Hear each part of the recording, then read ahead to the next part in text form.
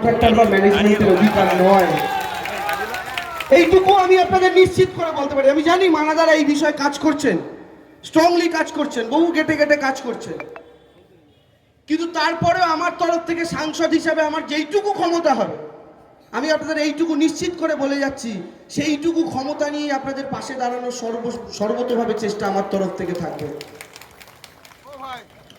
অনেক রকম আরো সমস্যা আছে, কাজ করতে গেলে সমস্যা থাকবে। আমি আপনাদের এইটুকু বলছি, হ্যাঁ, এটা আমি আপনাদের এই মঞ্চ থেকে বলে যাব না যে আমার হাতে জাদু কাঠি আছে কিংবা আমি গুপি আর মানাদা হচ্ছে বাঘা, আমরা দুজন তালি মারবো আর সব সমস্যার সমাধান হয়ে যাবে। এই জিনিস হবে না।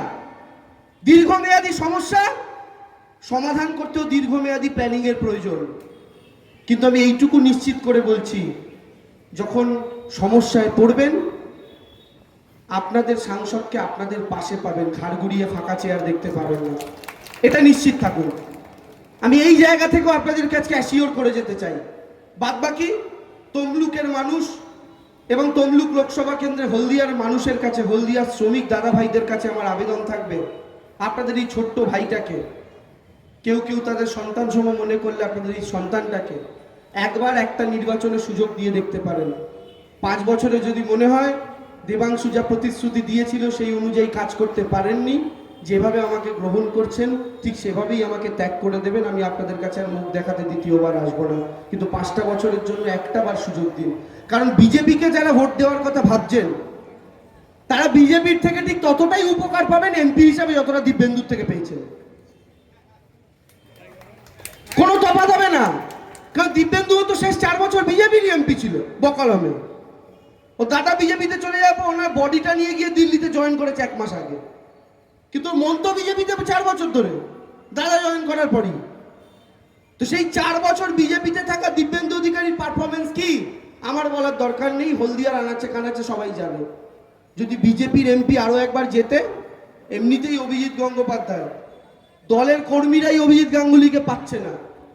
কোথাও একটু মিছিল করতে বললে অভিজিৎ গঙ্গোপাধ্যায় বলেন আমি এই রোদে গাড়ি থেকে নামবো না। গাড়ি থেকে নামছেন না। মিছিলে কর্মীরা হাঁটার কথা বললে তার কর্মীদেরকে বলছেন, আমাকে একজন সাংবাদিক জানালো, বলে কর্মীরা যেই বলছে দাদা 100 মিটার একটু হেঁটে দেবেন, এখানে কিছু লোক আছে। অভিজিৎ গাঙ্গুলি তার দলের কর্মীদের বলছেন আমি নরেন্দ্র মোদীর ক্যান্ডিডেট, আমি হাঁটলে তোমরা কি করবে? যে লোকটা ভোটের আগেই মানুষের কাছে যেতে চাইছে না, সে যদি ভুল করেও জিতে যায় তাহলে তাকে আর নাগালে পাবেন? পাবেন না। কিন্তু তাই আমি আপনাদেরকে আরো একবার অনুরোধ করছি, সমর্থন করে দেখতে পারেন, আশা করে দেখতে পারেন, ঠকবেন না।